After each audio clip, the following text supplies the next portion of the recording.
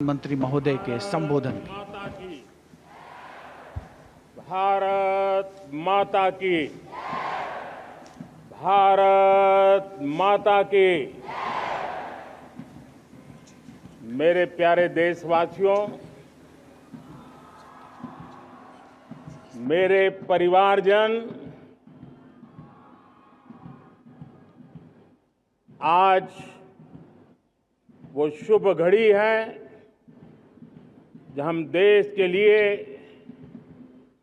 मर मिटने वाले, देश की आजादी के लिए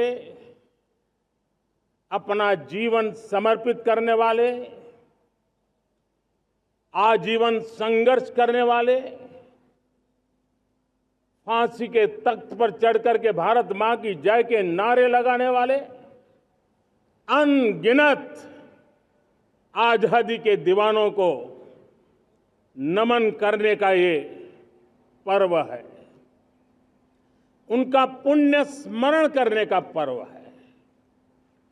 आजादी के दीवानों ने आज हमें आजादी के इस पर्व में स्वतंत्रता की सांस लेने के लिए सौभाग्य दिया है। यह देश उनका ऋणी है। ऐसे हर महापुरुष के प्रति हम अपना श्रद्धा भाव व्यक्त करते हैं। मेरे प्यारे देशवासियों, आज जो महानुभाव राष्ट्र रक्षा के लिए और राष्ट्र निर्माण के लिए पूरी लगन से, पूरी प्रतिबद्धता के साथ देश की रक्षा भी कर रहे हैं, देश को नई ऊंचाई पर ले जाने का प्रयास भी कर रहे हैं।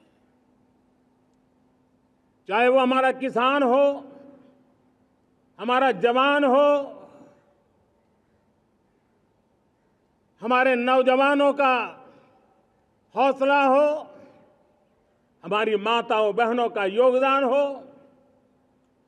दलित हो, पीड़ित हो, शोषित हो, वंचित हो, अभावों के बीच भी स्वतंत्रता के प्रति उसकी निष्ठा, लोकतंत्र के प्रति उसकी श्रद्धा, ये पूरे विश्व के लिए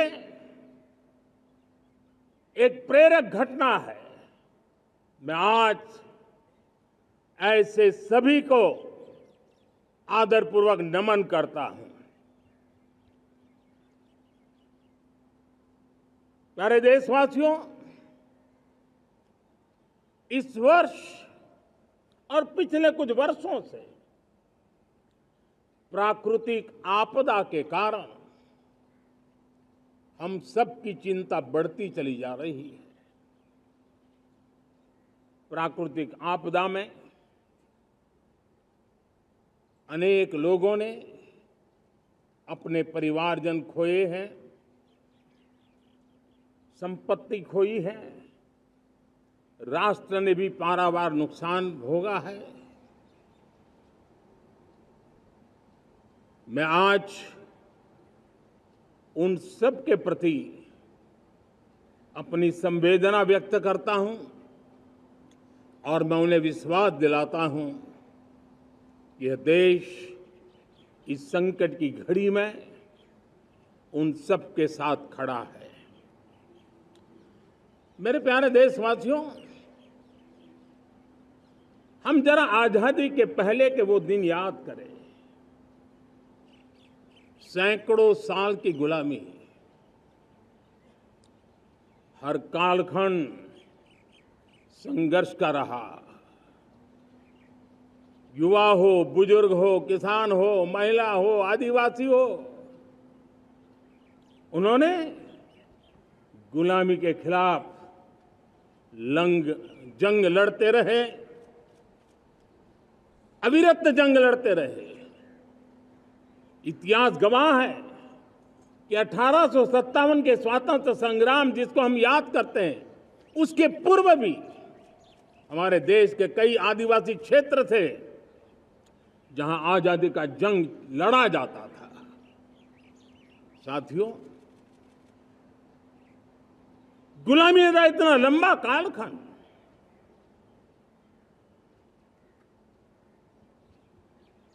जुल्मी शासक,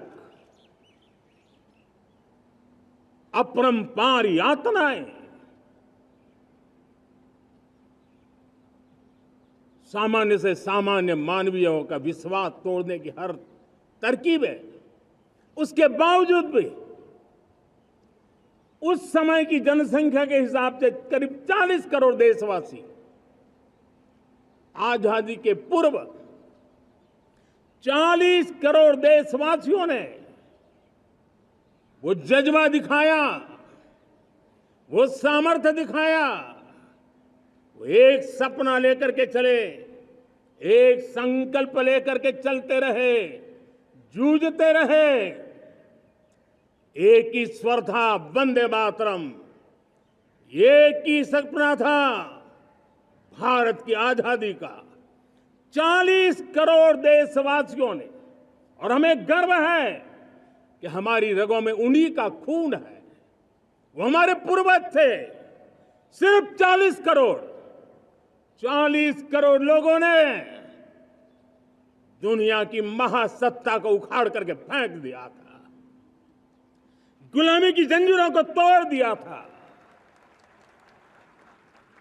अगर हमारे पूर्वज, जिनका खून हमारी रगों में है, आज हम तो 140 करोड़ है।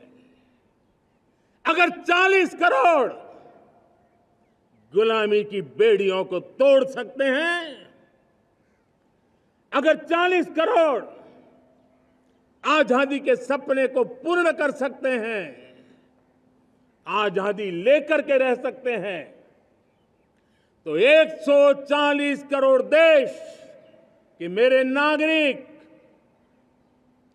140 करोड़ मेरे परिवारजन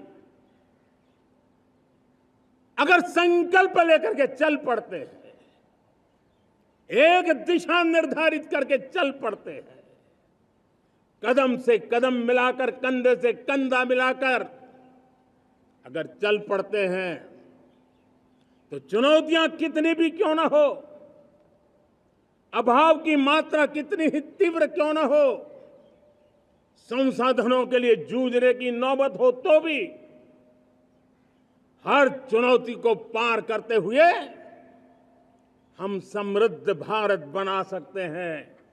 हम 2047 विकसित भारत का लक्ष्य प्राप्त कर सकते हैं। अगर 40 करोड़ देशवासी अपने पुरुषार्थ से, अपने समर्पण से, अपने त्याग से, अपने बलिदान से आजादी दे सकते हैं, आजाद भारत बना सकते हैं, तो 140 करोड़ देशवासी उसी भाव से समृद्ध भारत भी बना सकते हैं। साथियों, वो एक समय था जब लोग देश के लिए मरने के लिए प्रतिबद्ध थे और आजादी मिली थी। आज ये समय है देश के लिए जीने की प्रतिबद्धता का। अगर देश के लिए मरने की प्रतिबद्धता आजादी दिला सकती है, तो देश के लिए जीने की प्रतिबद्धता समृद्ध भारत भी बना सकती है।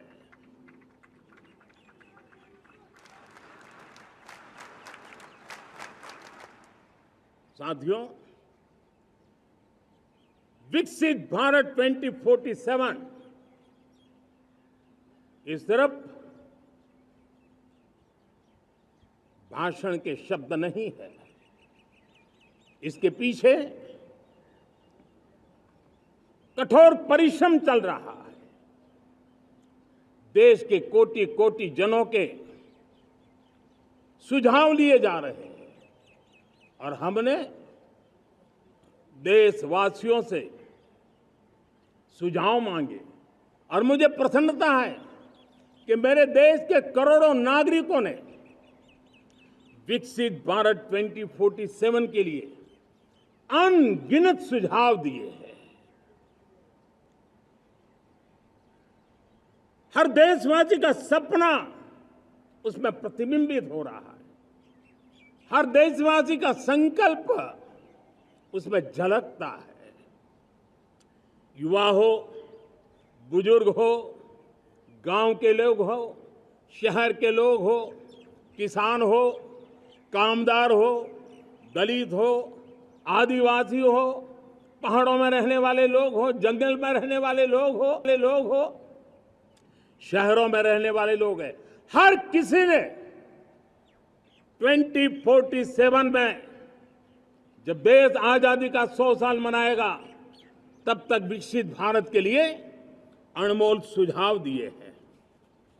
और मैं जब इन सुझावों को देखता था मेरा मन प्रसन्न हो रहा था। उन्होंने क्या लिखा? कुछ लोगों ने कहा कि दुनिया का स्किल कैपिटल बनाने का सुझाव हमारे सामने रखा। 2047 विकसित भारत के लिए कुछ लोगों ने भारत को मैन्युफैक्चरिंग का ग्लोबल हब बनाने के लिए सुझाव दिया। कुछ लोगों ने भारत की हमारी यूनिवर्सिटीज ग्लोबल बने इसके लिए सुझाव दिया। कुछ लोगों ने यह भी कहा कि क्या आजादी के इतने सालों के बाद हमारा मीडिया ग्लोबल नहीं होना चाहिए। कुछ लोगों ने यह भी कहा कि हमारा स्किल्ड युवा विश्व की पहली पसंद बनना चाहिए। कुछ लोगों ने सुझाव दिया भारत को जल्द से जल्द जीवन के हर क्षेत्र में आत्मनिर्भर बनना चाहिए। कई लोगों ने सुझाव दिया कि हमारे किसान जो मोटा अनाज पैदा करते हैं, जिसको हम श्री अन्न कहते हैं, उस सुपर फूड को दुनिया के हर डाइनिंग टेबल पर पहुंचाना है।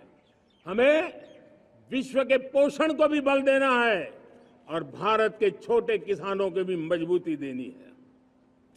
कई लोगों ने सुझाव दिया कि देश में स्थानीय स्वराज की संस्थाओं से लेकर के अनेक इकाइयां हैं, उन सब में गवर्नेंस के रिफॉर्म की बहुत जरूरत है। कई लोगों ने लिखा कि न्याय के अंदर जो विलंब हो रहा है उसके प्रति चिंता जाहिर की और ये भी कहा कि हमारे देश में न्याय व्यवस्था में रिफॉर्म की बहुत बड़ी जरूरत है। कई लोगों ने लिखा कि कई ग्रीनफील्ड सिटीज बनाने की अब समय की मांग है। किसी ने बढ़ती हुई प्राकृतिक आपदाओं के बीच शासन प्रशासन में कैपेसिटी बिल्डिंग के लिए एक अभियान चलाने का सुझाव दिया। बहुत सारे लोगों ने यह सपना भी देखा है कि अंतरिक्ष में भारत का स्पेस स्टेशन जल्द से जल्द बनना चाहिए। किसी ने कहा भारत की जो पारंपरिक ट्रेडिशनल मेडिसिन है, हमारी औषधि है, दुनिया जब आज होलिस्टिक हेल्थ केयर की तरफ जा रही है तब हमें भारत की पारंपरिक औषधियां और वेलनेस हब के रूप में भारत को विकसित करना चाहिए। कोई कहते हैं कि अब देर नहीं होनी चाहिए, भारत जल्द से जल्द दुनिया की तीसरी सबसे बड़ी इकोनॉमी बनना चाहिए। साथियों, मैं इसलिए पढ़ रहा था कि मेरे देशवासियों ने सुझाव दिए, मेरे देश के सामान्य नागरिक ने ये सुझाव हमें दिए हैं। मैं समझता हूं जब देशवासियों की इतनी विशाल सोच हो, देशवासियों के इतने बड़े सपने हो, देशवासियों की इन बातों में जब संकल्प झलकते हो, तब हमारे भीतर एक नया संकल्प दृढ़ बन जाता है। हमारे मन में आत्मविश्वास नई ऊंचाई पर पहुंच जाता है। और साथियों, देशवासियों का ये भरोसा सिर्फ कोई इंटेलेक्चुअल डिबेट नहीं है, ये भरोसा अनुभव से निकला हुआ है। ये विश्वास लंबे कालखंड के परिश्रम की पैदावार है और इसलिए देश का सामान्य मानव याद करता है। जब लाल किले से कहा जाता है कि हिंदुस्तान के 18,000 गांवों में समय सीमा में बिजली पहुंचाएंगे और वो काम हो जाता है, तब भरोसा मजबूत हो जाता है। जब ये तय होता है कि आजादी के इतने सालों के बाद भी 2.5 करोड़ परिवार ऐसे हैं जहां बिजली नहीं है, वो अंधेरे में जिंदगी गुजारते हैं। 2.5 करोड़ घरों में बिजली पहुंच जाती है, तब सामान्य मानवीय का भरोसा बढ़ जाता है। जब बार से स्वच्छ भारत की बात कही जाए, तब इस देश के अग्रिम हरोर पंक्ति में बैठे हुए लोग हो, गांव के लोग हो, गरीब बस्ती में रहने वाले लोग हो, छोटे छोटे बच्चे हो, हर परिवार के अंदर स्वच्छता का वातावरण बन जाए, स्वच्छता की चर्चा हो, स्वच्छता के संदर्भ में एक दूसरे को रोक टोकने का निरंतर प्रयास चलता रहे। मैं समझता हूं कि ये भारत के अंदर आई हुई नई चेतना का प्रतिबिंब है। जब देश के सामने लाल किले से कहा जाए कि आज हमारे परिवारों में 3 करोड़ परिवार ऐसे हैं जिनके घर में नल से जल मिलता है, आवश्यक है हमारे इन परिवारों को पीने का शुद्ध पानी पहुंचे। जल जीवन मिशन के तहत इतने कम समय में नए 12 करोड़ परिवारों को जल जीवन मिशन के तहत नल से जल पहुंच रहा है। आज 15 करोड़ परिवार इसके लाभार्थी बन चुके हैं। हमारे कौन लोग वंचित थे इन व्यवस्थाओं से, कौन पीछे रह गए थे? समाज के अग्रिम पंक्ति के लोग इसके लिए अभाव में नहीं जीते थे। मेरे दलित, मेरे पीड़ित, मेरे शोषित, मेरे आदिवासी भाई बहन, मेरे गरीब भाई बहन, मेरे झुग्गी झोपड़ी में जिंदगी गुजारने वाले लोग, वही तो इन चीजों के अभाव में जी रहे थे। हमने अनेक ऐसे प्राथमिक आवश्यकताओं की पूर्ति के लिए जो प्रयास किया और उसका परिणाम हमारे इन सारे समाज के बंधुओं को मिला है। हमने वोकल फॉर लोकल का मंत्र दिया। आज मुझे खुशी है कि वोकल फॉर लोकल ने अर्थतंत्र के लिए एक नया मंत्र बन गया है। हर डिस्ट्रिक्ट अपनी पैदावार के लिए गर्व करने लगा है। 1 डिस्ट्रिक्ट 1 प्रोडक्ट का माहौल बना है। अब 1 डिस्ट्रिक्ट 1 प्रोडक्ट को 1 डिस्ट्रिक्ट का 1 प्रोडक्ट एक्सपोर्ट कैसे हो, उस दिशा में हर जिले सोचने लगे हैं। रिन्यूएबल एनर्जी का संकल्प लिया था। G20 समूह के देशों ने जितना किया है उससे ज्यादा भारत ने किया है, और भारत ने ऊर्जा के क्षेत्र में आत्मनिर्भर बनने के लिए, ग्लोबल वार्मिंग की चिंताओं से मुक्ति पाने के लिए हमने काम किया है। साथियों, देश गर्व करता है आज जब फिनटेक की सफलता को लेकर पूरा विश्व भारत से कुछ सीखना समझना चाहता है, तब हमारा गर्व और बढ़ जाता है। साथियों, हम कैसे भूल सकते हैं कोरोना के वो संकट काल। विश्व में सबसे तेज गति से करोड़ों लोगों को वैक्सीनेशन का काम हमारे इसी देशों में हुआ। यही देश हैं जो कभी आतताई आतंकवादी हमें आकर के मार के चले जाते थे। जब देश की सेना सर्जिकल स्ट्राइक करती है, जब देश की सेना एयर स्ट्राइक करती है, तो देश के नौजवानों का सीना ऊंचा हो जाता है, तन जाता है, गर्व से भर जाता है। और यही बातें हैं जो आज 140 करोड़ देशवासियों का मन गर्व से भरा हुआ है, आत्मविश्वास से भरा हुआ है। साथियों, इन सारी बातों के लिए एक सुविचारित प्रयास हुआ है। रिफॉर्म की परंपरा को सामर्थ्य दिया गया है। नक्कर तरीकों के, नक्कर लक्ष्य को लेकर के, और जब राजनीतिक नेतृत्व की संकल्प शक्ति हो, दृढ़ विश्वास हो, जब सरकारी मशीनरी उसको लागू करने के लिए समर्पण भाव से जुट जाती है, और जब देश के हर नागरिक उस सपने को पूरा करने के लिए, जन भागीदारी करने के लिए, जन आंदोलन बनाने के लिए आगे आता है, तब हमें निश्चित परिणाम मिलता ही रहता है। मेरे प्यारे देशवासियों, हम ये न भूलें कि इस देश उस परिस्थितियों से भी दशकों तक भी आजादी के बाद समय बिताया है, जब होती है, चलती है, अरे यार ये तो चलेगा, अरे हमें क्या मेहनत करने की जरूरत है, अरे मामला है अगली पीढ़ी दिखेगी, अरे हमको मौका मिला है यार, मौज कर लो, आगे वाला आगे का जाने, हमें क्या करना है, हम अपना समय निकाल दें। अरे नया करने जाओगे कोई बवाल उठ जाए, पता नहीं क्यों देश में एक स्टेटस को का माहौल बन गया था। जो है उसी से गुजारा कर लो, यही का माहौल बन गया था। और लोग तो कहते हैं अरे भाई छोड़ो, अब कुछ होने वाला नहीं है, चलो, ऐसा ही मन मर गया था। हमें इस मानसिकता को तोड़ना था, हमें विश्वास से भरना था, और हमने उस दिशा में प्रयास किया। कई लोग तो कहते थे अरे भाई अगली पीढ़ी के लिए काम हम अभी से क्यों करें, हम तो आज का देखें। लेकिन देश का सामान्य नागरिक ये नहीं चाहता, वो बदलाव के इंतजार में था, वो बदलाव चाहता था, उसकी ललक थी, लेकिन उसके सपनों को किसी ने तवज्जो नहीं दी, उसकी आशा आकांक्षाओं को अपेक्षाओं को तवज्जो नहीं दी गई, और उसके कारण वो मुसीबतों को झेलते हुए गुजारा करता रहा, वो रिफॉर्म्स का इंतजार करता रहा। हमें जिम्मेदारी दी गई और हमने बड़े रिफॉर्म्स जमीन पर उतारे। गरीब हो, मिडिल क्लास हो, हमारे वंचित लोग हो, हमारी बढ़ती जाती शहरी आबादी हो, हमारे नौजवानों के सपने हो, संकल्प हो, आकांक्षाएं हो, उनके जीवन में बदलाव लाने के लिए रिफॉर्म का मार्ग हमने चुना। और मैं देशवासियों को विश्वास दिलाना चाहता हूं, रिफॉर्म के प्रति हमारी जो प्रतिबद्धता है वो पिंक पेपर के एडिटोरियल के लिए सीमित नहीं है। हमारे रिफॉर्म्स की ये प्रतिबद्धता है, वो 4 दिन की वाहवाही के लिए नहीं है।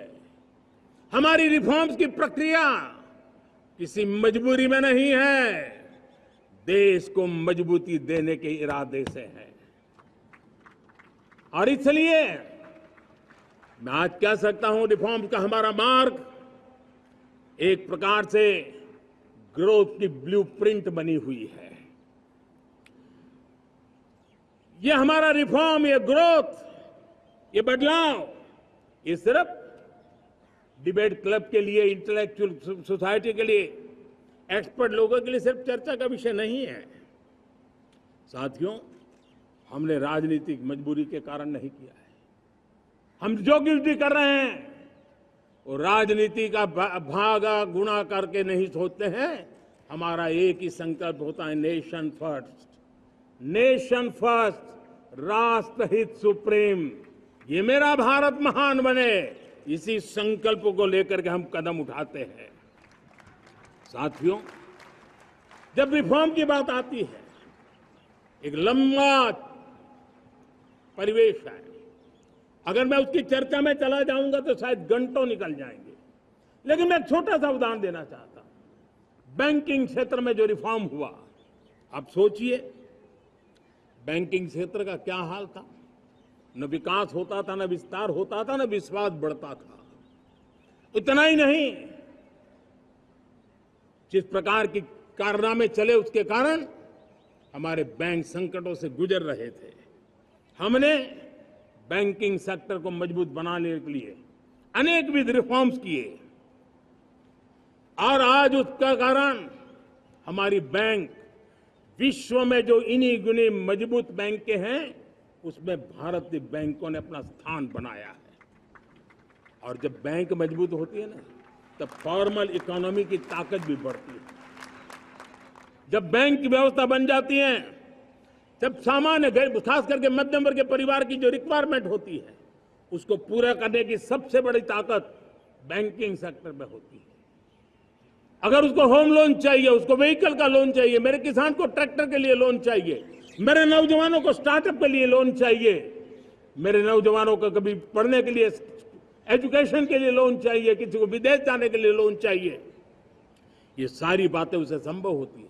मुझे तो खुशी है कि मेरे पशुपालक भी, मेरे मछली पालन करने वाले भाई बहन भी आज बैंकों से लाभ ले रहे हैं।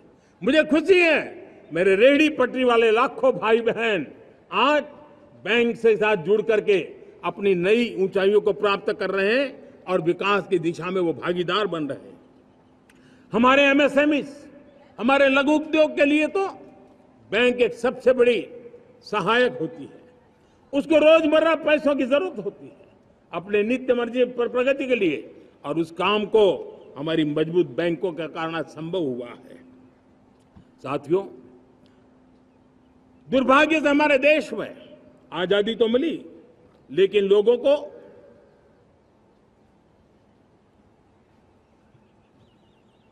एक प्रकार से माई बाप कल्चर से गुजरना पड़ा। सरकार के पास मांगते रहो, सरकार के पास हाथ फैलाते रहो, किसी की सिफारिश के लिए रास्ते खोजते रहो, वही कल्चर डेवलप हुआ था। आज हमने गवर्नेंस के इस मॉडल को बदला है। आज सरकार खुद लाभार्थी हितार्थी के पास जाती है। आज सरकार खुद उसके घर गैस का चूल्हा पहुंचाती है। आज सरकार खुद उसके घर पानी पहुंचाती है। आज सरकार खुद उसके घर बिजली पहुंचाती है। आज सरकार खुद उसको आर्थिक मदद दे करके विकास के नए आयामों को सर करने के लिए प्रेरित करती है, प्रोत्साहित करती है। आज सरकार खुद नौजवान के स्किल डेवलपमेंट के लिए अनेकविध कदम उठा रही है। साथियों, बड़े रिफॉर्म्स के लिए हमारी सरकार बहुत ही प्रतिबद्ध है और हम इसी के द्वारा देश में प्रगति की राह को चुनना चाहते हैं। साथियों, देश में नई व्यवस्थाएं बन रही है। देश को आगे ले जाने के लिए अनेकविध नीतियों को, अनेकविध पॉलिसीज को निरंतर बनाया जाए और नए सिस्टम पर देश का भरोसा भी बढ़ता रहता है, निरंतर बढ़ता रहता है। आज जो 20-25 साल का नौजवान है, जो 10 साल पहले जब 12-15 साल की उम्र का नौजवान था, उसने अपनी आंखों के सामने ये बदलाव देखा है। 10 साल के भीतर भीतर उसके सपनों को आकार मिला है, धार मिली है और उसके आत्मविश्वास में एक नई चेतना जगी है और वही देश का एक नया सामर्थ्य के रूप में उभरना है। आज विश्व भर में भारत की साख बढ़ी है, भारत के प्रति देखने का नजरिया बदला है। आज विश्व में युवाओं के लिए संभावनाओं के द्वार खुले हैं। रोजगार के अनगिनत नए अवसर जो शायद आजादी के इतने सालों के बाद भी नहीं आए थे, वो आज उनके दरवाजे पर दस्तक दे रहे हैं। संभावनाएं बढ़ती गई हैं, नए मौके बन रहे हैं। मेरे देश के युवाओं को अब धीरे धीरे चलने का इरादा नहीं है। मेरा देश का नौजवान इंक्रीमेंटल प्रगति में विश्वास नहीं करता। मेरा देश का नौजवान छलांग मारने के मूड में है। वो छलांग मार के नई सिद्धियों को प्राप्त करने के मूड में है। मैं कहना चाहूंगा, भारत के लिए गोल्डन एरा है। वैश्विक परिस्थितियों की तुलना में भी देखें, ये गोल्डन एरा है। ये हमारा स्वर्णिम कालखंड है। मेरे प्यारे देशवासियों, ये अवसर हमें जाने नहीं देना है। ये मौका हमें जाने नहीं देना चाहिए और इसी मौके को पकड़ करके अपने सपने और संकल्पों को लेकर के चल पड़ेंगे तो हम देश की स्वर्णिम भारत की जो अपेक्षा और हमें विकसित भारत का 2047 का लक्ष्य हम पूरा करके रहेंगे। हम सदियों की बेड़ियों को तोड़ करके निकले हैं।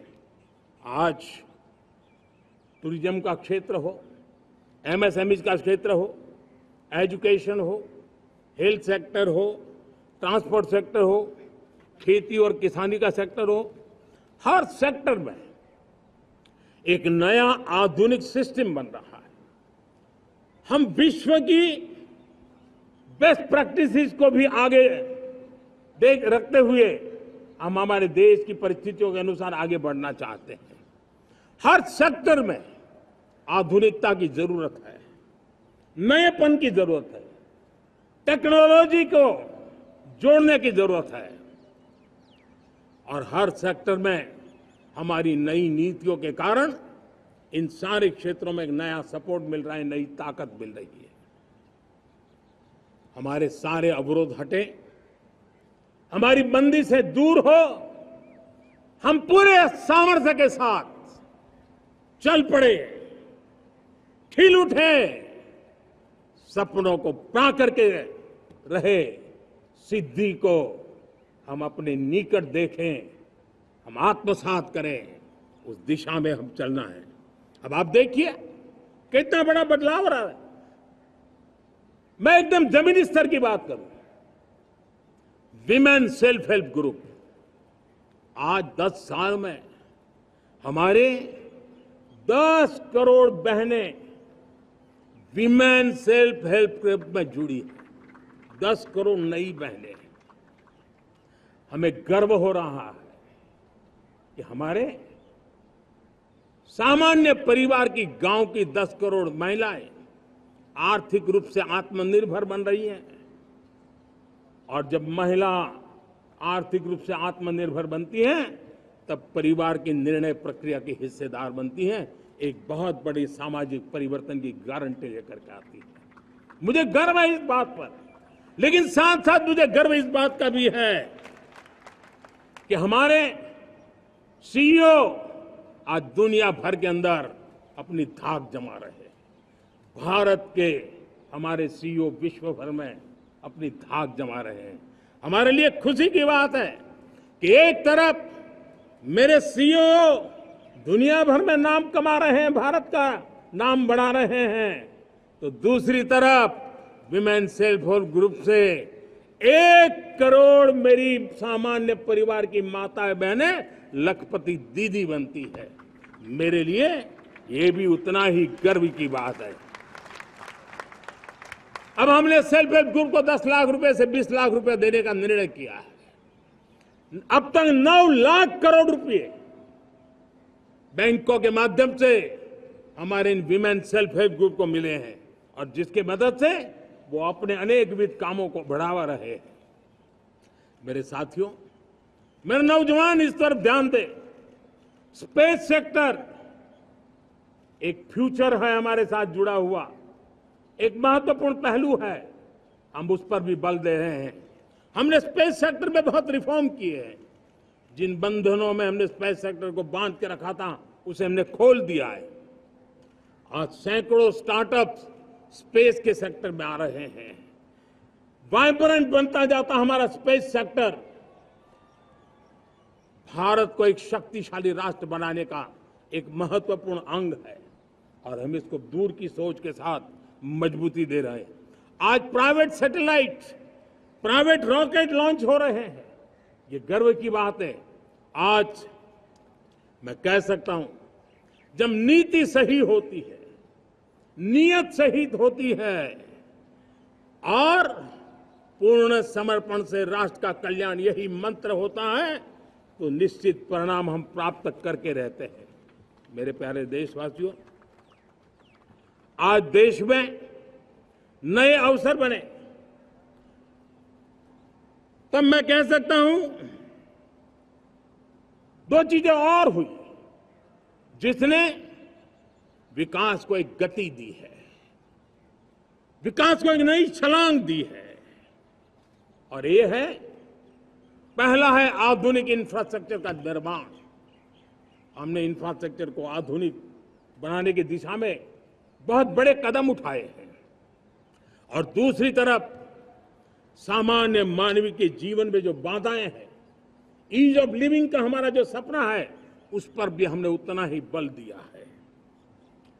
पिछले 1 दशक में अभूतपूर्व इंफ्रास्ट्रक्चर का विकास हुआ है। रेल हो, रोड हो, एयरपोर्ट हो, पोर्ट हो, ब्रॉडबैंड कनेक्टिविटी हो,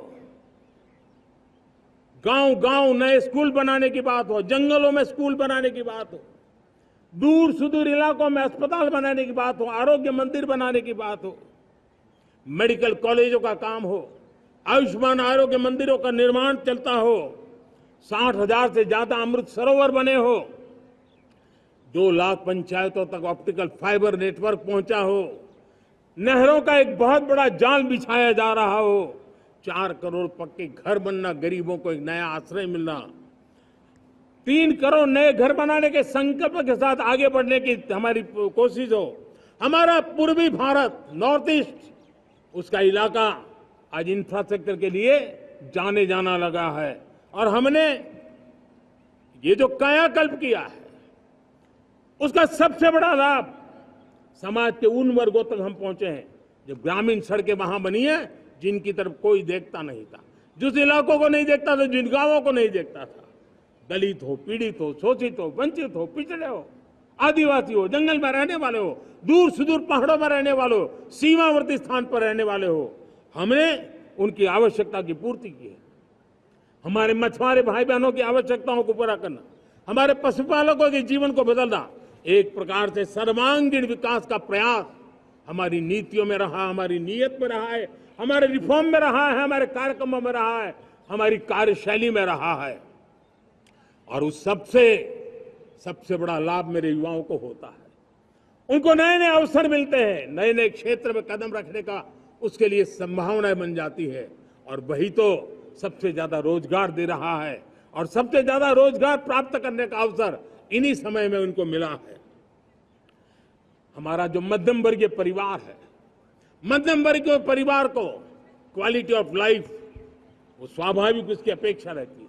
वो देश के लिए बहुत देता है, तो देश का भी दायित्व है कि उसकी जो क्वालिटी ऑफ लाइफ पे जो उसकी अपेक्षाएं हैं, सरकार की कठिनाइयों से मुक्ति की उसकी जो अपेक्षाएं हैं, उसको पूर्ण करने के लिए हम निरंतर प्रयास करते हैं। और मैंने तो सपना देखा है कि 2047 जब विकसित भारत का सपना होगा, तो उसकी एक इकाई ये भी होगी कि सामान्य मानव के जीवन में सरकार की दखलें कम हो, जहां सरकार की जरूरत हो वहां अभाव न हो, और जहां सरकार की बेकारण प्रभाव भी न हो, इस प्रकार की व्यवस्था पर हम प्रतिबद्ध हैं।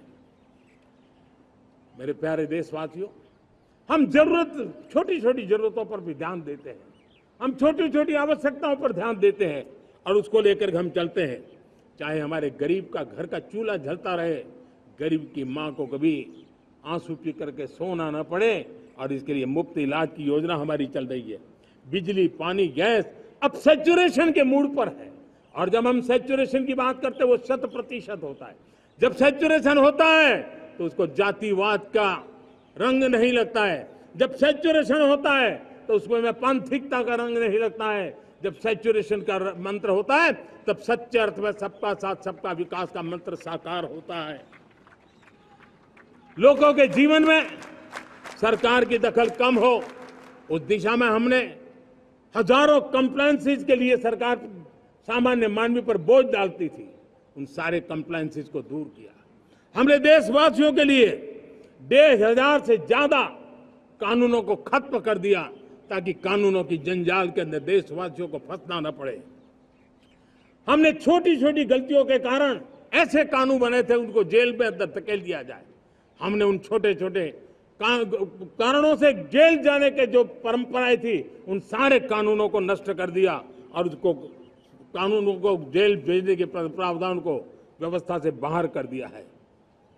आज हमने जो आजादी की विरासत के गर्व की बात हम जो करते हैं, सदियों से हमारे पास जो क्रिमिनल लॉ थे, आज हमने उसको नए क्रिमिनल लॉ, जिसको हमने न्याय संहिता के रूप में, और जिसके मूल में दंड नहीं पर नागरिक को न्याय, इस भाव को हमने प्रबल बनाया है। ईज ऑफ लिविंग बनाने के लिए देशव्यापी मिशन में काम करे। हर लेवल पर मैं सरकार के प्रतिनिधियों का आह्वान करता हूं।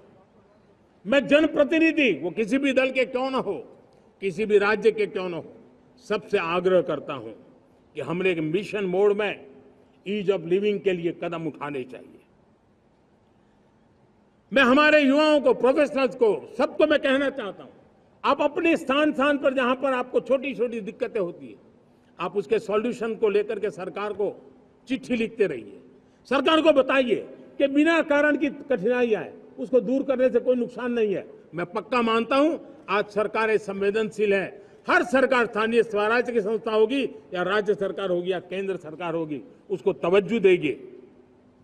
गवर्नेंस में रिफॉर्म्स, ये हमें विकसित भारत 2047 के सपने के लिए हमने उसको जोर लगा करके आगे बढ़ाना होगा, ताकि सामान्य मानवी के जीवन में अवकाश ही अवकाश पैदा हो, रुकावटें खत्म होती चली जाए। नागरिकों का डिग्निटी ऑफ सिटीजन, नागरिकों के जीवन में सम्मान मिले। डिलीवरी के संबंध में कभी किसी को ये कहने की मोहब्बत ना आया कि ये तो मेरा हक था कि मुझे मिला नहीं, उसको खोजना न पड़े। सरकार के गवर्नेंस में डिलीवरी सिस्टम को और मजबूती चाहिए। आप देखिए देश में जब हम रिफॉर्म की बात करते हैं, आज देश में करीब करीब 3 लाख संस्थाएं काम कर रही है, चाहे पंचायत हो, नगर पंचायत हो, नगर पालिका हो, महानगर पालिका हो, यूटी हो, स्टेट हो, डिस्ट्रिक्ट हो, केंद्र, छोटी मोटी 3 लाख करीब करीब इकाइयां हैं। अगर ये हमारे 3 लाख इकाइयों को मैं आज आह्वान करता हूं कि अगर आप साल में अपने स्तर पर जिन चीजों की जरूरत है सामान्य मानव के लिए 2 रिफॉर्म करें, ज्यादा नहीं कह रहा हूं मेरे साथियों, एक पंचायत हो, एक राज्य सरकार हो, कोई विभाग हो, सिर्फ 1 साल में 2 रिफॉर्म और उसको जमीन पर उतारें। आप देखिए, हम देखते ही देखते 1 साल में करीब करीब 25-30 लाख रिफॉर्म कर सकते हैं। जब 25-30 लाख रिफॉर्म हो जाए तब सामान्य मानवीय का विश्वास कितना बढ़ जाएगा, उसकी शक्ति राष्ट्र को नई ऊंचाई पर ले जाने में कितनी काम आएगी। और इसलिए हम अपने स्तर पर होती है चलती से मुक्ति पाकर के बदलावों के लिए आगे आए, हिम्मत के साथ आगे आए। और सामान्य मानवीय की जरूरत, छोटी छोटी जरूरत होती है, पंचायत लेवल पर भी वो मुसीबतें झेल रहा है, उन मुसीबतों से हम मुक्ति दिलाएं तो मुझे पक्का विश्वास है कि हम सपनों को पार कर सकते हैं। मेरे प्यारे देशवासियों, आज देश आकांक्षाओं से भरा हुआ है। हमारे देश का नौजवान नई सिद्धियों को चूमना चाहता है, नए नए शिखरों पर वो कदम रखना चाहता है। और इसलिए हमारी कोशिश है हर सेक्टर में कार्य को हम गति दें, तेज गति दें, और उसके द्वारा पहले हम हर सेक्टर में नए अवसर पैदा करें। दूसरा, ये बदलती हुई व्यवस्थाओं के लिए जो सपोर्टिव इंफ्रास्ट्रक्चर चाहिए, उन इंफ्रास्ट्रक्चर पर हम बदलाव के मजबूती देने की दिशा में काम करें। और तीसरी बात है, नागरिकों की मूलभूत सुविधाओं के विषय में हम प्राथमिकता दें, उसको बल दें। इन तीनों भारत में एक एस्पिरेशनल सोसाइटी का निर्माण किया है और उसके परिणाम स्वरूप आज समाज खुद एक विश्वास से भरा हुआ है। हमारे देशवासियों की आकांक्षा है, उनके एस्पिरेशंस, हमारे नौजवानों की ऊर्जा, हमारे देश के सामर्थ्य के साथ जोड़ करके हम आगे बढ़ने की एक ललक लेकर के चल रहे हैं। मुझे विश्वास है रोजगार और स्वरोजगार नए रिकॉर्ड के अवसर पर हम काम किया है। प्रति व्यक्ति आज आय दोगुनी करने में हम सफल हुए हैं। ग्लोबल ग्रोथ में भारत का योगदान बड़ा है। भारत का एक्सपोर्ट लगातार बढ़ रहा है। विदेशी मुद्रा भंडार लगातार बढ़ा हुआ है, पहले से 2 गुना पहुंचा है। ग्लोबल संस्थानों का भारत के प्रति भरोसा बढ़ा है। मुझे विश्वास है भारत की दिशा सही है, भारत की गति तेज है और भारत के सपनों में सामर्थ्य है। लेकिन इन सबके साथ संवेदनशीलता का हमारा मार्ग हमारे लिए ऊर्जा में एक नई चेतना भरता है। मम भाव हमारे कार्य की शैली है। समभाव भी चाहिए, मम भाव भी चाहिए, उसको लेकर के हम चल रहे हैं। साथियों, मैं जब कोरोना काल को याद करता हूं, कोरोना की वैश्विक महामारी के बीच सबसे तेजी से इकोनॉमी को बेहतर बनाने वाला कोई देश है तो वो देश भारत है। तब लगता है कि हमारी दिशा सही है। जब जात पात मत पंथ ऊपर उठकर हर घर तिरंगा फहराया जाता है, तब लगता है देश की दिशा सही है। आज पूरा देश तिरंगा है, हर घर तिरंगा है। न कोई जात है, न कोई पात है, न कोई ऊंच है, न कोई नीच है, सभी भारतीय है। यही तो हमारी दिशा की ताकत है। जब हम 25 करोड़ लोगों को गरीबी से बाहर निकालते हैं, तब हमारा विश्वास पक्का हो जाता है कि हमने गति को बराबर मेंटेन किया है और सपनों को साकार करना दूर नहीं है। जब 100 से अधिक आकांक्षी जिले अपने अपने राज्य के अच्छे जिलों की स्पर्धा कर रहे हैं, बराबरी करने लगे हैं, तो हमें लगता है कि हमारी दिशा और गति दोनों सामर्थ्यवान है। जब हमारे उन आदिवासी साथियों को वो मदद मिलती है, पीएम जनमन के द्वारा उनको जो योजनाएं पहुंची थी, आबादी बहुत छोटी है, लेकिन बहुत दूर सुदूर इलाकों में छुटपुट परिवार रहते हैं, हमने उनको खोज के निकाला है, उनके लिए चिंता की है। तब लगता है कि संवेदनशीलता से जब काम करते हैं तब संतोष कितना मिलता है। वर्किंग वुमेन के लिए पेड मैटरनिटी लीव 12 हफ्ते से बढ़ा करके 26 हफ्ते कर देते हैं। तब सिर्फ नारी का सम्मान ही करते इतना नहीं है, नारी के प्रति संवेदनशील भाव से निर्णय करते इतना नहीं, लेकिन उसके गोद में जो बच्चा पला है ना, उसको एक उत्तम नागरिक बनाने के लिए मां की जो जरूरत है उसमें सरकार रुकावट न बने, इस संवेदनशील भावना से उस निर्णय को हम करते हैं।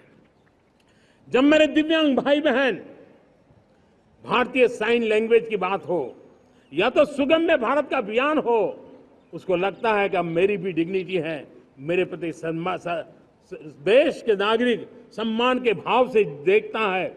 और पैरालंपिक में तो हमारे खिलाड़ी नई नई ताकत दिखाने लगे हैं, तब लगता है कि ये जो मेरा मम भाव है, हम सबका मम भाव है, उसकी ताकत नजर आती है। हमारे ट्रांसजेंडर समाज के प्रति हम जिस संवेदना के साथ निर्णय बना रहे हैं, हम नए नए कानून बना रहे हैं, उनको सम्मान का जीवन देने के लिए हम प्रयास कर रहे हैं, तब बदलाव की हमारी दिशा सही दिखता है। सेवा भाव से किए गए इन कामों का, जो त्रिविध मार्गों से हम चले हुए, इन कामों का एक सीधा सीधा लाभ आज उसके परिणाम के रूप में हमें नजर आ रहा है। 60 साल बाद लगातार तीसरी बार आपने हमें देश सेवा का मौका दिया है।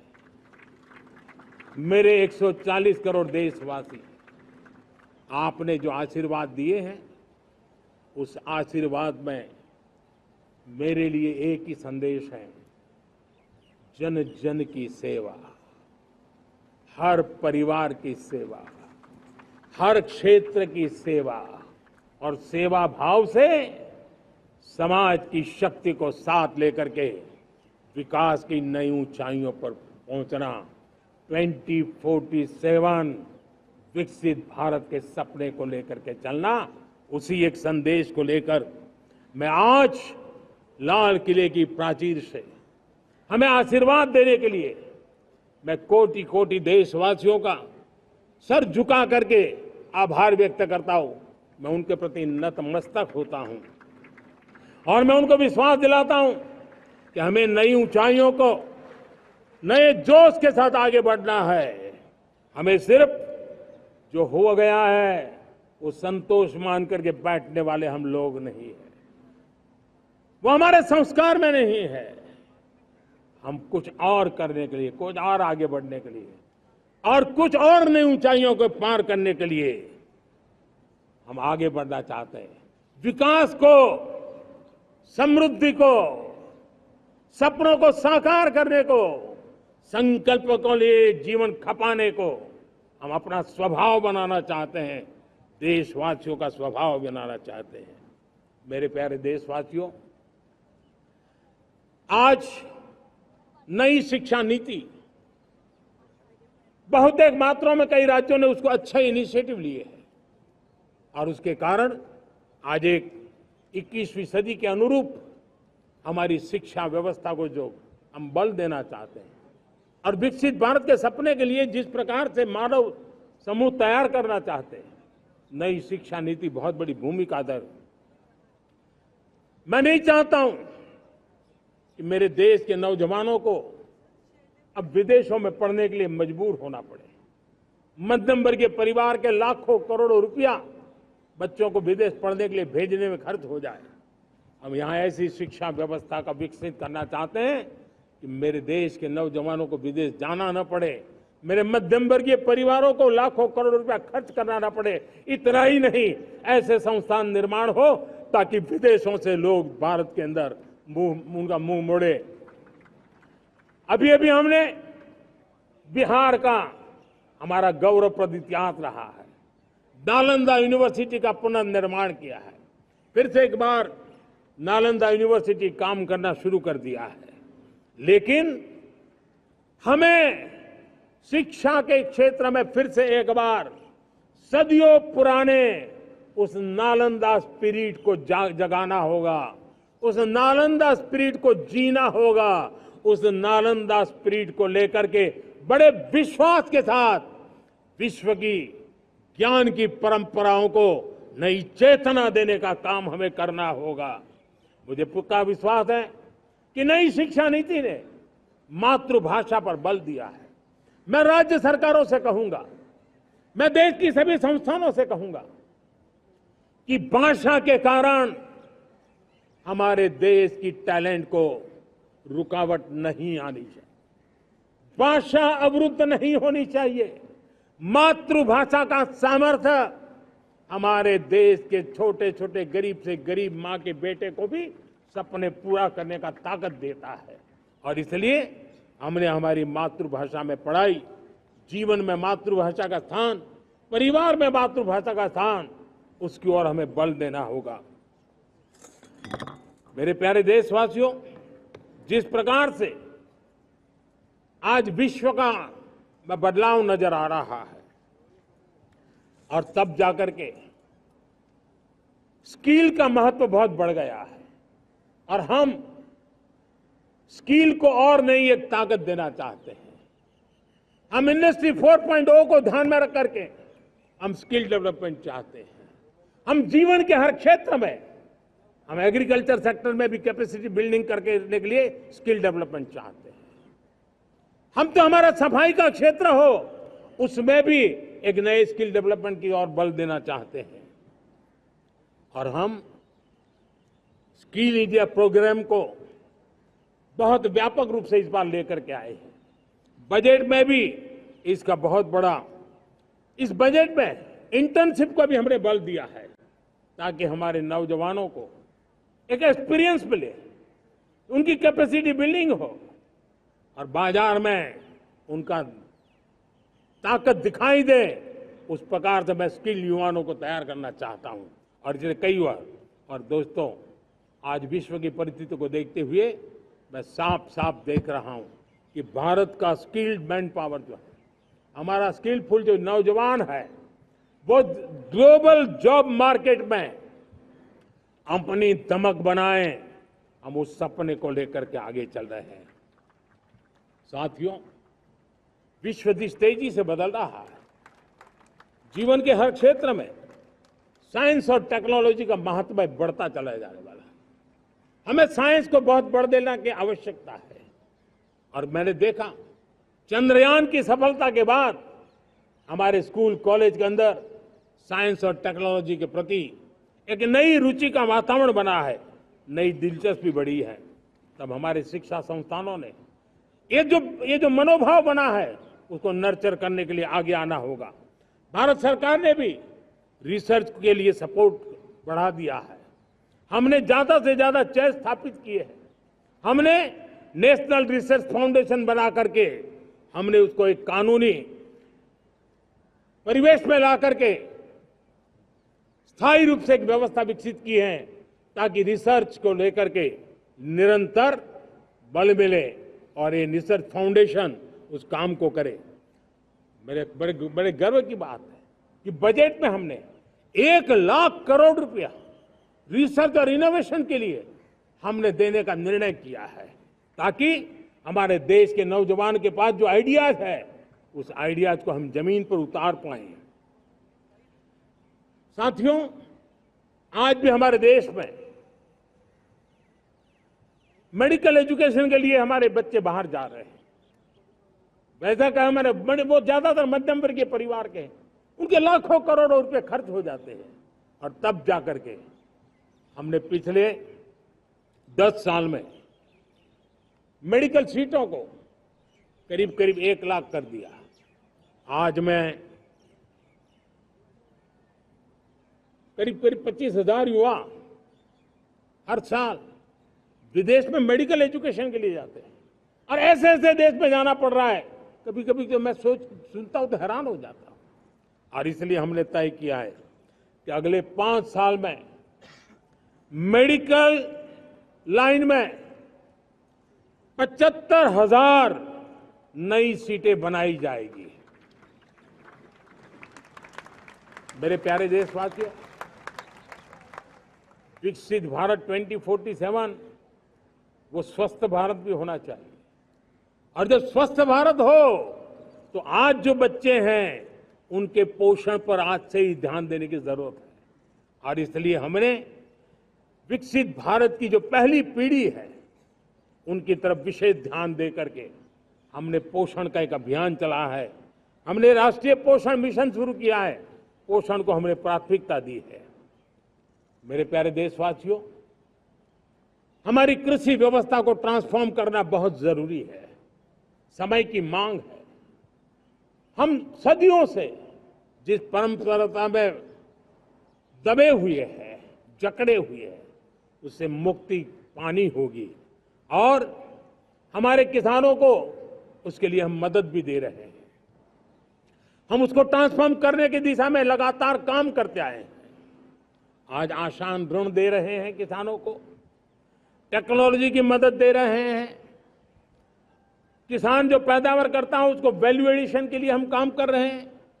उसके लिए मार्केटिंग के लिए पूरा प्रबंध करते हैं ताकि उसको एंड टू एंड हर जगह पे हैंड होल्डिंग की व्यवस्था हो।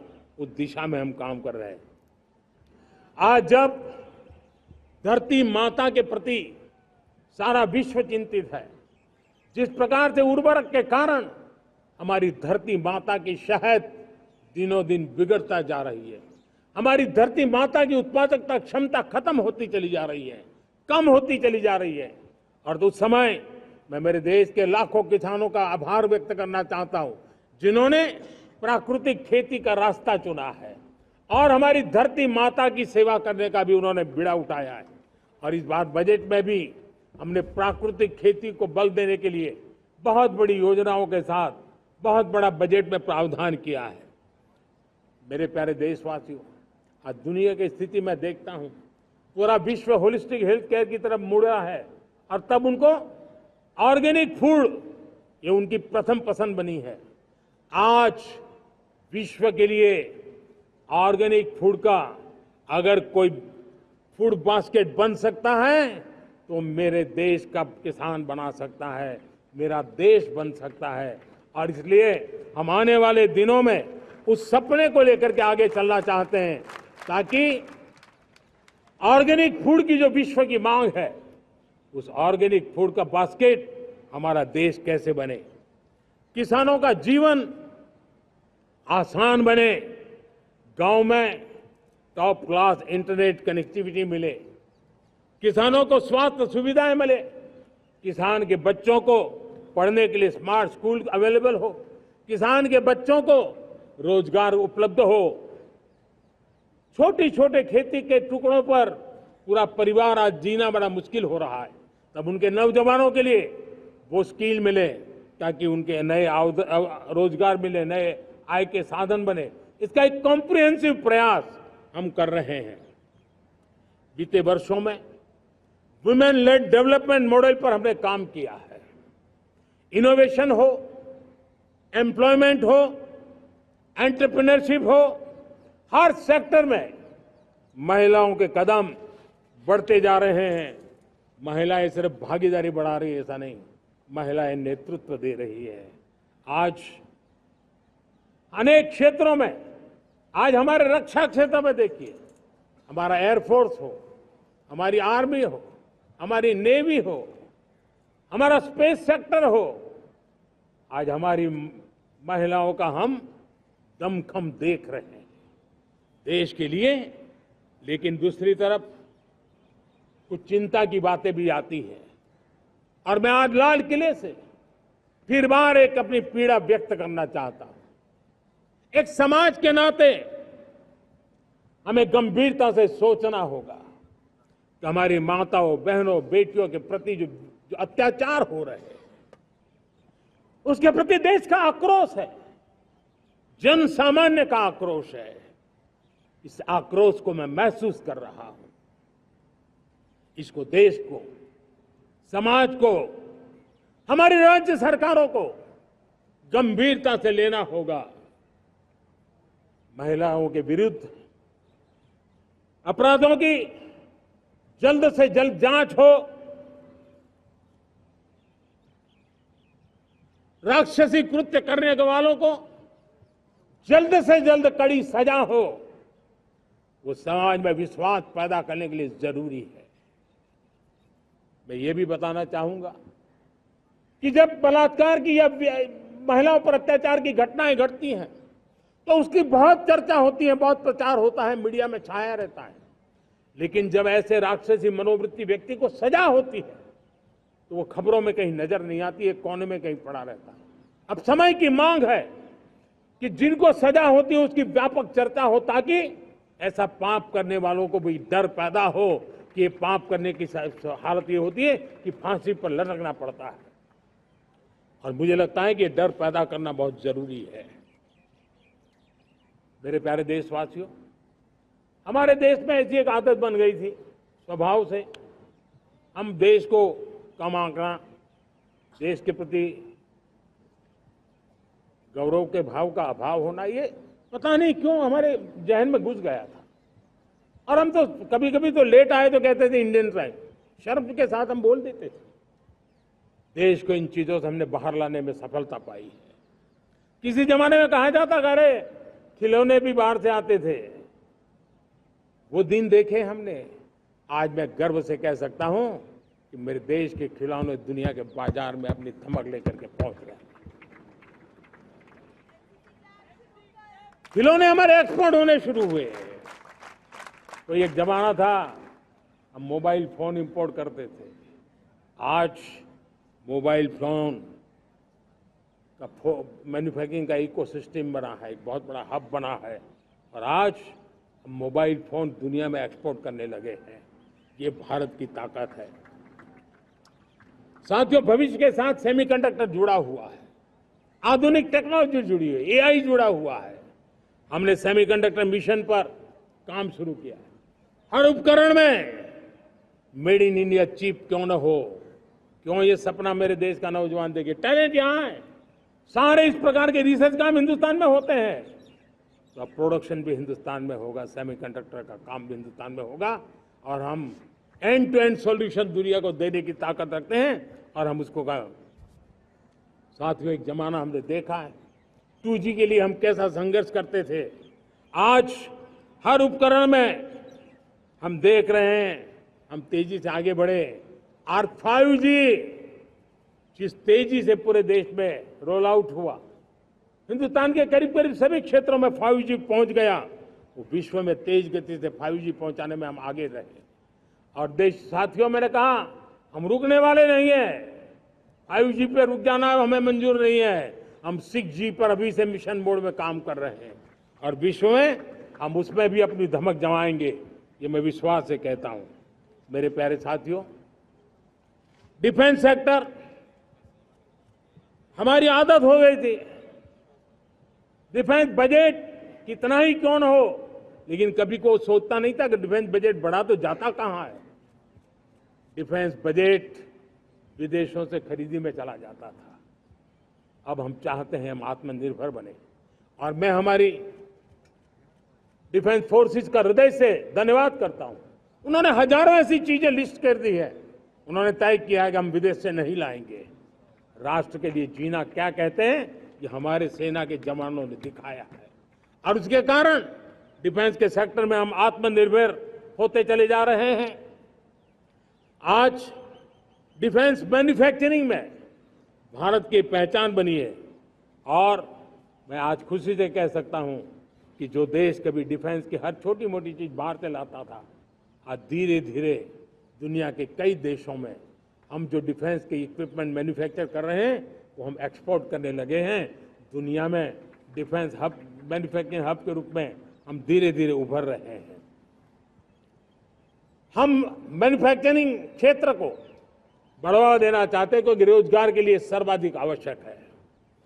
आज पीएलआई स्कीम को बहुत बड़ी सफलता मिली है। एफडीआई रिफॉर्म्स, उसने भी हमें बहुत बड़ी ताकत दी है। एमएसएमईज को बहुत बड़ा बल मिला है, नई व्यवस्थाएं विकसित हुई है और उसके कारण हमारा मैन्युफैक्चरिंग सेक्टर, हम दुनिया का एक मैन्युफैक्चरिंग हब बने।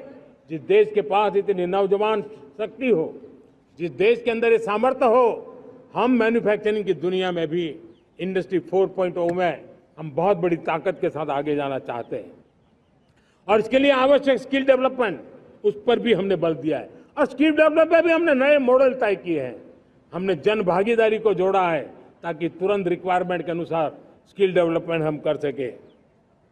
और मुझे विश्वास है, मैं लाल किले की प्राचीर से कह रहा हूं, वो दिन दूर नहीं होगा जो भारत इंडस्ट्रियल मैन्युफैक्चरिंग का हब होगा। दुनिया उसकी तरफ देखती होगी।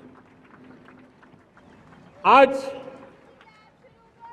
विश्व की बहुत बड़ी कंपनियां भारत में निवेश करना चाहती हैं। ये चुनाव के बाद मैंने देखा, मेरे तीसरे कार्यकाल में जितने लोग मुझसे मिलने के लिए मांग कर रहे हैं वो ज्यादातर निवेशक लोग हैं, विश्व भर के निवेशक हैं।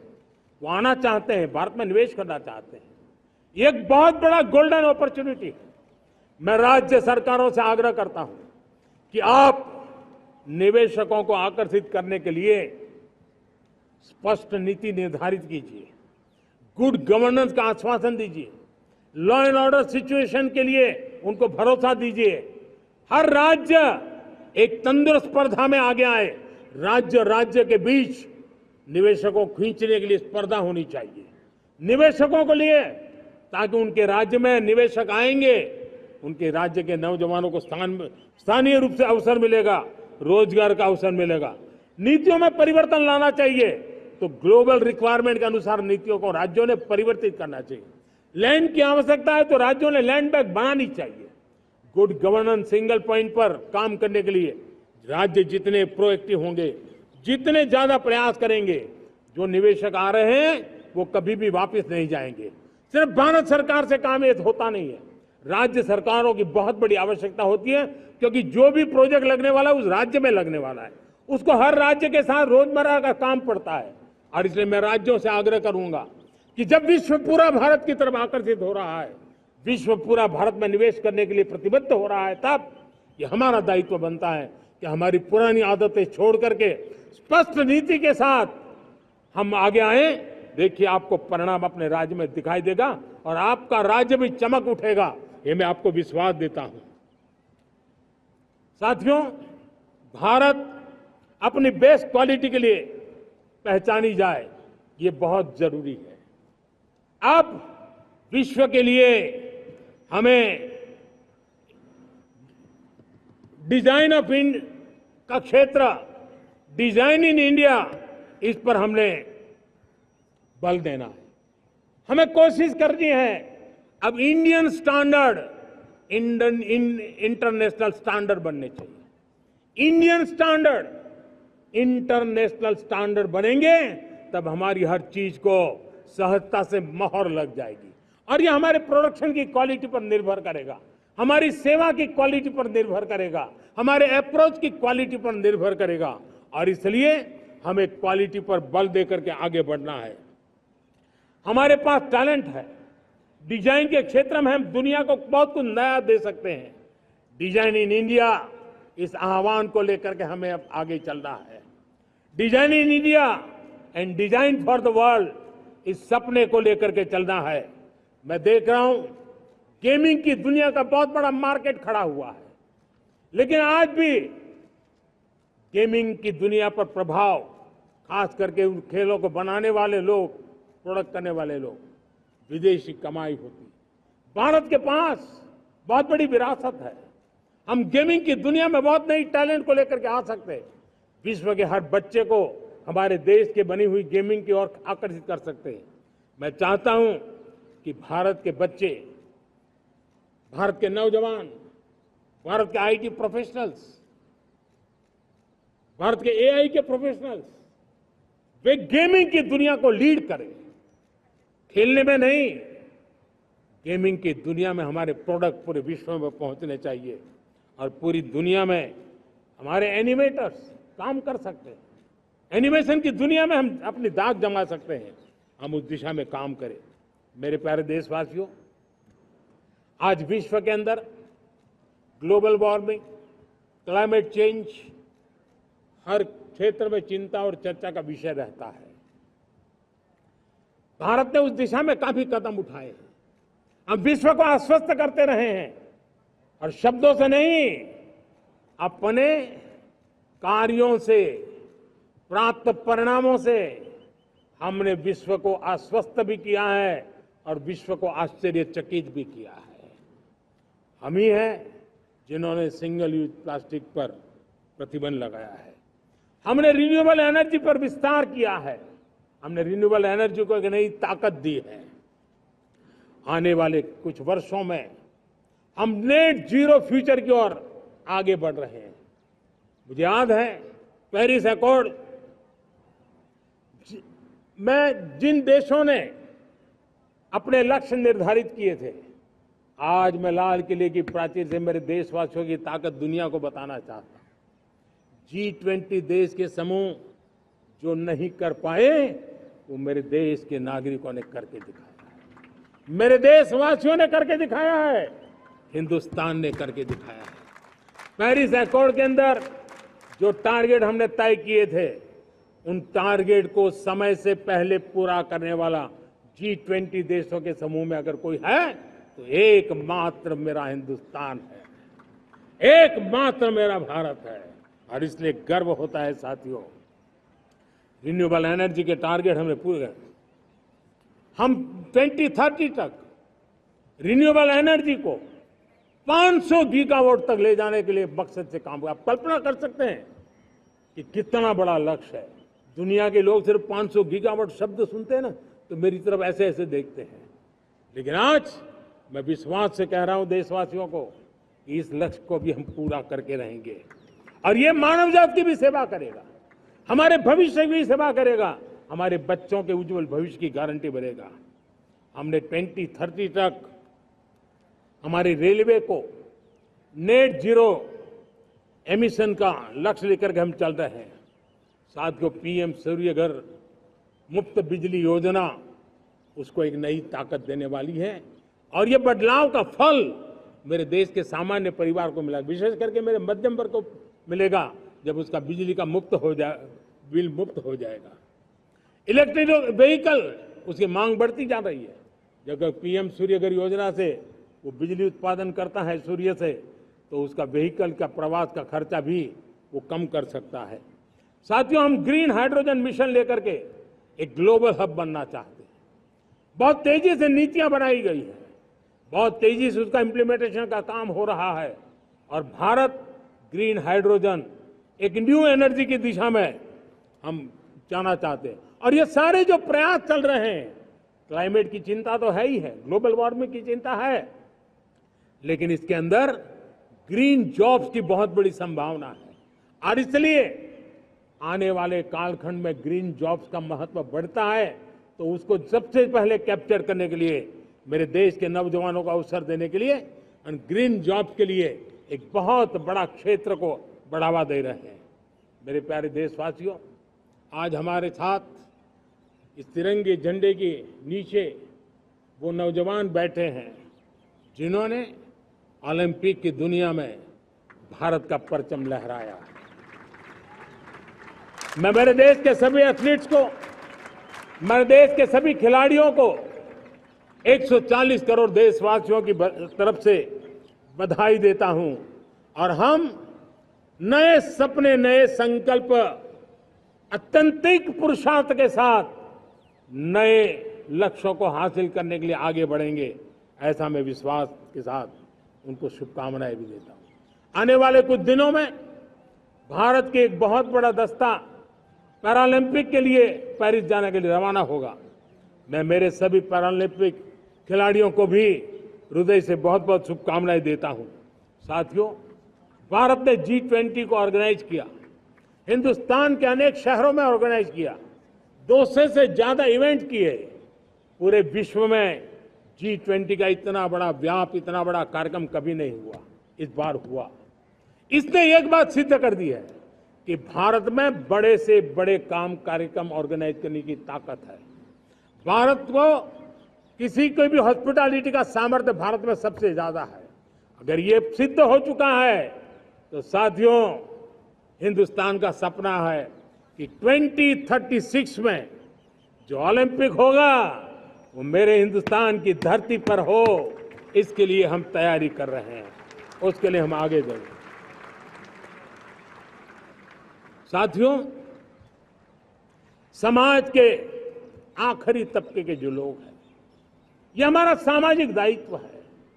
अगर कोई पीछे रह जाते हैं तो हमारी आगे बढ़ने की गति कम कर देता है, और इसलिए हम आगे बढ़ना चाहते हैं तो भी सफलता तब मिलती है पीछे वाले को भी साथ साथ आगे ले आए। और इसलिए हम सबका दायित्व बनता है कि हमारे समाज में आज भी जो क्षेत्र पीछे रह गए हैं, जो समाज पीछे रह गए हैं, जो लोग पीछे रह गए हो, हमारे छोटे छोटे किसान हो, हमारे जंगलों में रहने वाले मेरे आदिवासी भाई बहन हो, हमारी माताएं बहनें हो, हमारे मजदूर हो, हमारे श्रमिक साथी हो, हमारे कामगार लोग हो, इन सबको हमें बराबरी में लाने के लिए, हमारे बराबर लाने के लिए भरपूर प्रयास करना है। लेकिन अब गति पकड़ गई है, अब लंबे दिन तक हमें वो करना नहीं पड़ेगा। बहुत जल्द वो हमारे पास पहुंच जाएंगे, हमारी बराबरी में आ जाएंगे, हमारी ताकत बहुत बढ़ जाएगी, और बड़ी संवेदना के साथ हमें इस काम को करना है। और इसके लिए एक बहुत बड़ा अवसर आ रहा है। मैं मानता हूं संवेदनशीलता की दृष्टि से इससे बड़ा अवसर क्या हो सकता है। हमें पता है 1857 के स्वतंत्र संग्राम के पहले भी अंग्रेजों के नाक को दम करने वाला हमारा देश का एक आदिवासी युवक था। 20-22 साल की उम्र में उसने अंग्रेजों के नाक को दम ला दिया था, जिसको आज भगवान बिरसा मुंडा के रूप में लोग पूजा करते हैं। भगवान बिरसा मुंडा की 150वीं जयंती आ रही है। ये हम सबके लिए प्रेरणा का कारण बने। समाज के प्रति छोटा सा छोटा व्यक्ति भी देश के लिए कैसी जज्बात रखता है, उससे बड़ी प्रेरणा भगवान बिरसा मुंडा से अधिक कौन हो सकता है। आइए हम भगवान बिरसा मुंडा की 150वीं जयंती जब मनाएं, संवेदनशीलता का हमारा व्याप बढ़े, समाज के प्रति हमारा ममभाव बने। हम समाज के हर व्यक्ति को, गरीबों को, दलित को, पिछड़ों को, आदिवासियों को, हर एक को हम अपने साथ लेकर के चले। इस संकल्प को लेकर के चलना है। मेरे प्यारे देशवासियों, हम संकल्प के साथ तो बढ़ तो रहे हैं, बहुत आगे बढ़ रहे हैं, लेकिन ये भी सच है कि कुछ लोग होते हैं जो प्रगति देख नहीं सकते। कुछ लोग होते हैं जो भारत का भला सोच नहीं सकते हैं। जब तक खुद का भला न हो तब तक उनको किसी का भला अच्छा नहीं लगता है। ऐसी विकृत मानसिकता से भरे हुए लोगों की कमी नहीं होती है। देश को ऐसे लोगों से बचना होगा। वे निराशा की गर्त में डूबे हुए लोग हैं। ऐसे मुट्ठी भर निराशा की गर्त में डूबे हुए लोग, जब उनके गोद में विकृति पलती है तब वो विनाश का कारण बन जाती है, सर्वनाश का कारण बन जाती है, एनार्की का मार्ग ले लेती है, और तब देश को इतनी बड़ी हानि हो जाती है जिसकी भरपाई करने में हमें नए सिरे से मेहनत करनी पड़ती है। इसलिए ऐसे जो छुटपुट निराशावादी तत्व होते हैं, वो सिर्फ निराशा इतना नहीं है, उनकी गोद में विकृति पल रही है। ये विकृति विनाश के, सर्वनाश के सपने देख रही है, ताने बाने जोड़ने की प्रयासों में लगी हुई है। देश को इसे समझना होगा। लेकिन मैं देशवासियों को कहना चाहता हूं कि हम हमारी नेक नीयत से, हमारी ईमानदारी से, राष्ट्र के प्रति हमारे समर्पण से हम सारी परिस्थितियों के बावजूद भी विपरीत मार्ग पर जाने वालों के लिए भी उनके भी दिल जीत करके हम देश को आगे बढ़ने के हमारे संकल्प में कभी भी पीछे नहीं हटेंगे, ये मैं विश्वास दिला चाहता हूं। साथियों, चुनौतियां हैं, अनगिनत चुनौतियां हैं। चुनौतियां भीतर भी है, चुनौतियां बाहर भी है। और जैसे जैसे हम ताकतवर बनेंगे, जैसे जैसे हमारा तवज्जो बढ़ेगा, तो चुनौतियां भी बढ़ने वाली है, बाहर की चुनौतियां और बढ़ने वाली है। और मुझे उसका भली भांति अंदाज है। लेकिन मैं ऐसी शक्तियों को कहना चाहता हूं, भारत का विकास किसी के लिए संकट लेकर के नहीं आता। हम विश्व में समृद्ध थे, तब भी हमने कभी दुनिया को युद्ध में नहीं झोंका है। हम बुद्ध का देश है, युद्ध हमारी राह नहीं है। और इसलिए विश्व चिंतित न हो भारत के आगे बढ़ने से। मैं विश्व समुदाय को विश्वास दिलाता हूं कि आप भारत के संस्कारों को समझिए, भारत के हजारों साल के इतिहास को समझिए। आप हमें संकट मत मानिए, आप उन तरकीबों से न जुड़िए जिसके कारण पूरी मानव जात का कल्याण करने का सामर्थ्य जिस भूमि में है, उस भूमि को ज्यादा मेहनत करनी पड़े। लेकिन फिर भी मैं देशवासियों को कहना चाहता हूं, चुनौतियां कितनी ही क्यों न हो, चुनौती को चुनौती देना ये हिंदुस्तान की फितरत में है। न हम डिगेंगे, न हम थकेंगे, न हम रुकेंगे, न हम झुकेंगे। हम संकल्पों की पूर्ति के लिए 140 करोड़ देशवासियों का भाग्य बदलने के लिए, भाग्य सुनिश्चित करने के लिए, राष्ट्र के सपनों को साकार करने के लिए हम कोई कोर कसर नहीं छोड़ेंगे। हर बदनीयत वालों को हम हमारी नेक नीयत से जीतेंगे, ये मैं विश्वास देता हूं। मेरे प्यारे देशवासियों, समाज की मनोरचना में भी बदलाव कभी कभी बहुत बड़ी चुनौती का कारण बन जाता है। हमारा हर देशवासी भ्रष्टाचार की दिमक से परेशान रहा है। हर स्तर के भ्रष्टाचार ने सामान्य मानवीय का व्यवस्थाओं के प्रति विश्वास तोड़ दिया है। उसको अपनी योग्यता, क्षमता का प्रति अन्याय की जो गुस्सा होता है, वो राष्ट्र की प्रगति में नुकसान करता है। और इसलिए हमने व्यापक रूप से भ्रष्टाचार के खिलाफ एक जंग छेड़ा है। मैं जानता हूं इसकी कीमत मुझे चुकानी पड़ती है, मेरी प्रतिष्ठा को चुकानी पड़ती है, लेकिन राष्ट्र से बड़ी मेरी प्रतिष्ठा नहीं हो सकती है, राष्ट्र के सपनों से बड़ा मेरा सपना नहीं हो सकता। और इसलिए ईमानदारी के साथ भ्रष्टाचार के खिलाफ मेरी लड़ाई जारी रहेगी, तीव्र गति से जारी रहेगी और भ्रष्टाचारियों पर कार्रवाई जरूर होगी। मैं भ्रष्टाचारियों के लिए भय का वातावरण पैदा करना चाहता हूं, ताकि देश के सामान्य नागरिक को लूटने की जो परंपरा बनी है, उस परंपरा को मुझे रोकना है। लेकिन सबसे बड़ी नई चुनौती आई है। भ्रष्टाचारियों से निपटना तो है ही, लेकिन समाज जीवन में उच्च स्तर पर एक जो परिवर्तन आया है, वो सबसे बड़ी चुनौती भी है और एक समाज के लिए सबसे बड़ी चिंता भी है। क्या कोई कल्पना कर सकता है कि मेरे ही देश में इतना महान संविधान हमारे पास होने के बावजूद भी कुछ ऐसे लोग निकल रहे हैं जो भ्रष्टाचार का महिमा मंडन कर रहे हैं, खुलेआम भ्रष्टाचार का जय जयकार कर रहे हैं।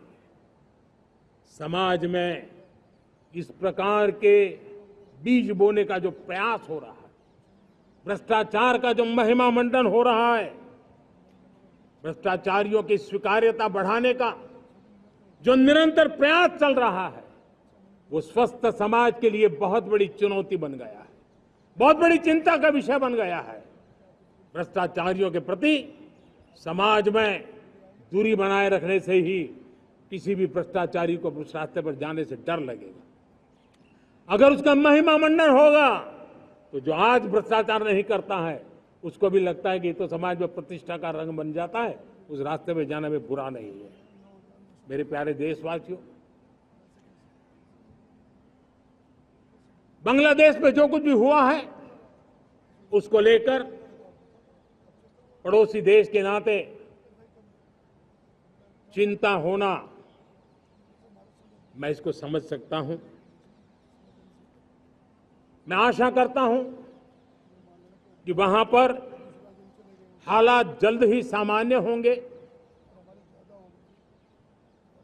खास करके 140 करोड़ देशवासियों की चिंता कि वहां हिंदू, वहां के अल्पसंख्यक, उस समुदाय की सुरक्षा सुनिश्चित हो। भारत हमेशा चाहता है कि हमारे पड़ोसी देश सुख और शांति के मार्ग पर चले। शांति के प्रति हमारा कमिटमेंट है, हमारे संस्कार है। हम आने वाले दिनों में बांग्लादेश की विकास यात्रा में हमेशा हमारा शुभचिंतन ही रहेगा, क्योंकि हम मानव जात की भलाई सोचने वाले लोग हैं। मेरे प्यारे देशवासियों, हमारे संविधान को 75 वर्ष हो रहे हैं। भारत के संविधान के 75 वर्ष की यात्रा देश को एक बनाना, देश को श्रेष्ठ बनाने में बहुत बड़ी भूमिका रही है। भारत के लोकतंत्र को मजबूती देने में हमारे देश के संविधान की बहुत बड़ी भूमिका रही। हमारे देश के दलित, पीड़ित, शोषित, वंचित को सुरक्षा देने का बहुत बड़ा काम हमारे संविधान ने किया है। अब जब संविधान के 75 वर्ष हम मनाने जा रहे हैं, तब हम देशवासियों ने संविधान में निर्दिष्ट कर्तव्य के भाव पर बल देना बहुत जरूरी है। और जब मैं कर्तव्य की बात करता हूं, तब मैं सिर्फ नागरिकों पर बोझ बनाना नहीं चाहता। कर्तव्य केंद्र सरकार के भी है, कर्तव्य केंद्र सरकार के हर मुलाजिम के भी है, कर्तव्य राज्य सरकारों के भी है, राज्य सरकार के हर मुलाजिम के हैं, कर्तव्य हर स्थानीय स्वराज संस्था के हैं, चाहे पंचायत हो, नगर पालिका हो, महानगर पालिका हो, तहसील हो, जिला हो, हर किसी के कर्तव्य है। लेकिन साथ साथ 140 करोड़ देशवासियों की कर्तव्य है। अगर हम सब मिल करके अपने कर्तव्यों का निर्वाह करेंगे तो हम अपने आप औरों के अधिकारों की रक्षा करने के लिए निमित्त बनेंगे। और जब कर्तव्य का पालन होता है तब अधिकारों की रक्षा निहित होती है, उसके लिए कोई अलग से प्रयास करने की जरूरत नहीं पड़ जाती है। मैं चाहता हूं कि हमारे इस भाव को लेकर के हम चलेंगे, हमारा लोकतंत्र भी मजबूत होगा, हमारा सामर्थ्य और बढ़ेगा और हम एक नई शक्ति के साथ आगे बढ़ेंगे। मेरे प्यारे देशवासियों, हमारे देश में सुप्रीम कोर्ट ने बार बार यूनिफॉर्म सिविल कोड को लेकर जो चर्चा की है, अनेक बार आदेश दिए हैं, क्योंकि देश का एक बहुत बड़ा वर्ग मानता है और उसमें सच्चाई भी है कि जिस सिविल कोड को हम लेकर के जी रहे हैं, वो सिविल कोड सचमुच में तो एक प्रकार का कम्युनल सिविल कोड है, भेदभाव करने वाला सिविल कोड है। ऐसे सिविल कोड से जब संविधान के 75 वर्ष मना रहे हैं और संविधान की भावना भी जो हमें कहती है करने के लिए, देश की सुप्रीम कोर्ट भी हमें कहती है करने के लिए, और तब जो संविधान निर्माताओं का सपना था, उस सपने को पूरा करना हम सबका दायित्व है। और मैं मानता हूं इस गंभीर विषय पर देश में चर्चा हो, व्यापक चर्चा हो, हर कोई अपने विचारों को लेकर के आए और उन कानूनों को, जो कानून धर्म के आधार पर देश को बांटते, जो ऊंच नीच का कारण बन जाते हैं, ऐसे कानूनों को आधुनिक समाज में कोई स्थान नहीं हो सकता है। और इसलिए मैं तो कहूंगा, अब समय की मांग है कि देश में एक सेकुलर सिविल कोड हो। हमने कम्युनल सिविल कोड में 75 साल बिताए हैं, अब हमें सेक्युलर सिविल कोड की तरफ जाना होगा और तब जाकर के देश में धर्म के आधार पर जो भेदभाव हो रहे हैं, सामान्य नागरिक को जो दूरी महसूस होती है, उससे हमें मुक्ति मिलेगी।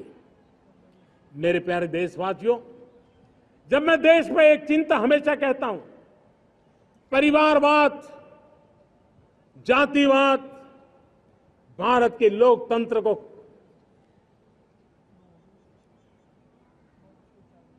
बहुत नुकसान कर रहा है।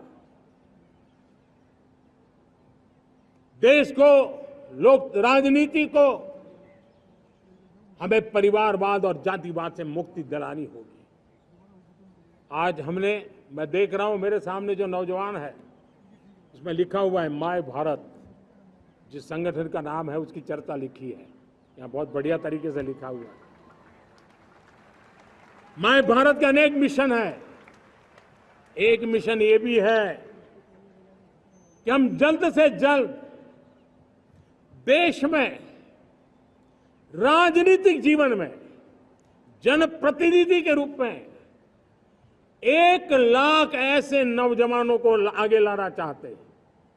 शुरुआत में 1 लाख नौजवानों को आगे लाना चाहते हैं, जिनके परिवार में किसी का भी कोई राजनीतिक बैकग्राउंड न हो, जिसके माता पिता भाई बहन चाचा मामा मामी कभी भी राजनीति में नहीं रहे, किसी भी पीढ़ी में नहीं रहे, ऐसे होनहार नौजवानों को फ्रेश ब्लड 1 लाख, चाहे वो पंचायत में आए, चाहे नगर पालिका में आए, चाहे जिला परिषदों में आए, चाहे विधानसभा में आए, लोकसभा में आए, 1 लाख नए नौजवान, कोई भी प्रकार का पूर्व का राजनीतिक इतिहास उनके परिवार का ना हो, ऐसे फ्रेश लोग राजनीति में आए ताकि जातिवाद से मुक्ति मिले, परिवारवाद से मुक्ति मिले, लोकतंत्र को समृद्धि मिले। और जरूरी नहीं है कि एक दल में जाए, उनको जो पसंद हो उस दल में जाए, उस दल में जाकर के वो जनप्रतिनिधि बनकर के आगे आए।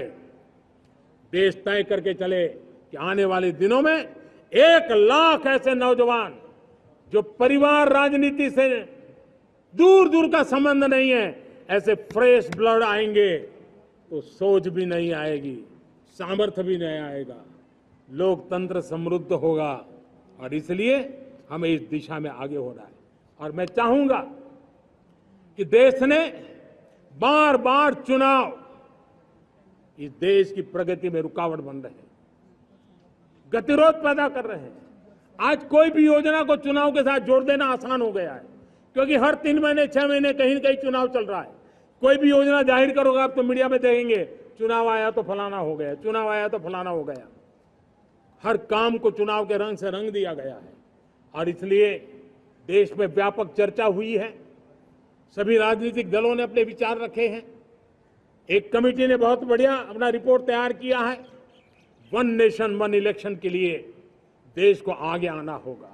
मैं लाल किले से तिरंगे की साक्षी में देश के राजनीतिक दलों से आग्रह करता हूं, देश के संविधान को समझने वाले लोगों से आग्रह करता हूं कि भारत की प्रगति के लिए, भारत के संसाधनों का सर्वाधिक उपयोग जन सामान्य के लिए हो, उसके लिए 1 नेशन 1 इलेक्शन के सपने को साकार करने के लिए हमें आगे आना चाहिए। मेरे प्यारे देशवासियों, भारत का स्वर्णिम कालखंड है। 2047 विकसित भारत, ये हमारी प्रतीक्षा कर रहा है।